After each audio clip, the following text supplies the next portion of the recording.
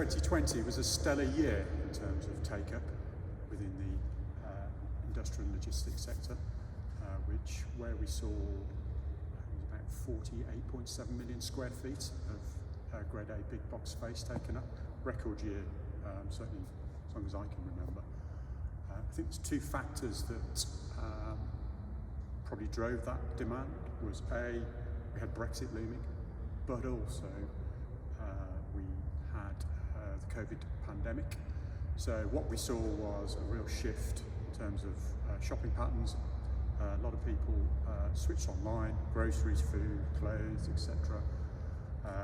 So the real winners were Amazon, who were already 30% of the market, just needed more space and took more space last year.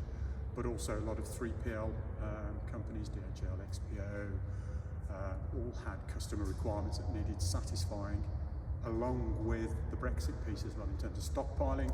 So that is why we saw such a huge volume of take-up last year.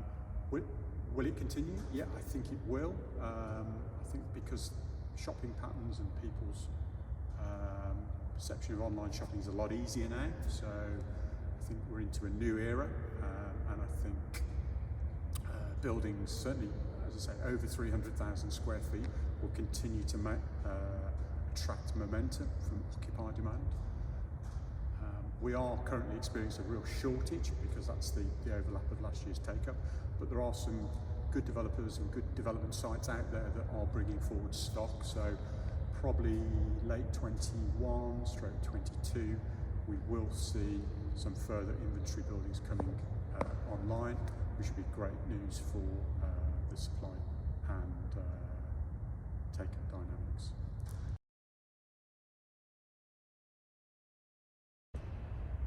So what are the other effects that we've seen following the record take-up of last year? Well, we've seen a massive amount of cash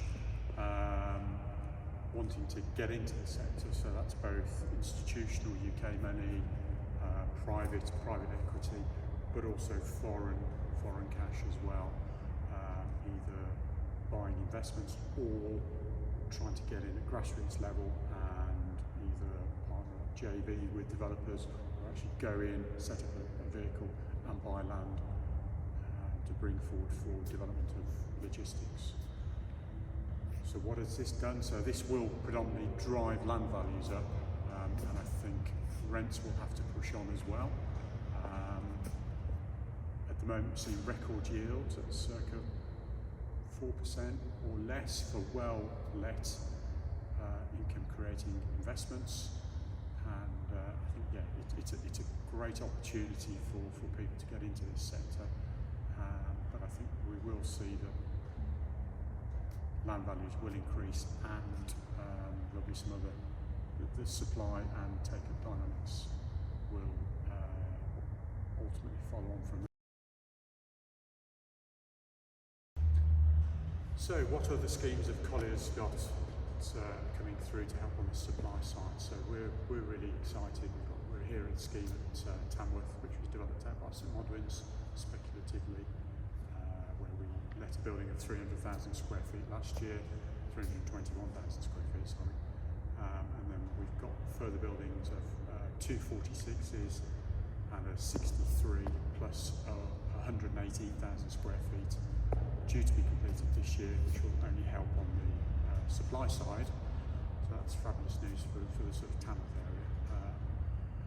Closer to Birmingham, IM Properties are developing out Peddymore, which is a fabulous scheme, real shot in the arm for Birmingham, because the scale of this scheme can offer sort of 1.3 million square feet, but it won't be just a logistics park, it will be a grade A landscaped offering. Buildings will be grade A and very, very efficient in terms of their energy performance. So that's exciting. They'll be delivered in 2022. We've also got Tritax Cemetery Scheme down in Rugby, M45, B45, which is a great scheme, big scale, 2 million square feet, with capability of circa 1 million square feet in a single building. So that's a fabulous scheme that's coming through, and that's due to come online. Buildings can be delivered by 2022. So again, helping on that supply side to try and match the demand dynamics. There are further schemes that we're involved in that are coming through for next year, and for full details click on the website. So the Midlands has always been the powerhouse in terms of manufacturing. Obviously it's taken a pause, shall we say, due to the pandemic, particularly on the auto side. But I think it is just a pause. I think ultimately it's got the great ingredients, it's got the people, it's got the location, and so I think looking forward it will be very, very positive. I mean, there's some great news, potential news out there. There's talk of a gigafactory at Coventry.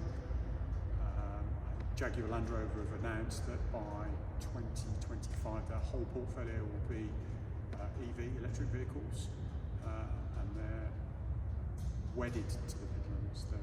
That's their headquarters, and I think these changes in manufacturing will generate further opportunities. There'll be this clustering. So I think the future for manufacturing around the Midlands is good, and I think that's, as I said at the start, it is driven by the people. The skill set is second to none. UK PLC is a fabulous place anyway to manufacture. UK are very, very good at that, but particularly the Midlands, not just on the auto side, but other sectors as well, aerospace, medical, motorsport generally. And, yeah, I think there's some exciting times coming through over the next sort of 5 years.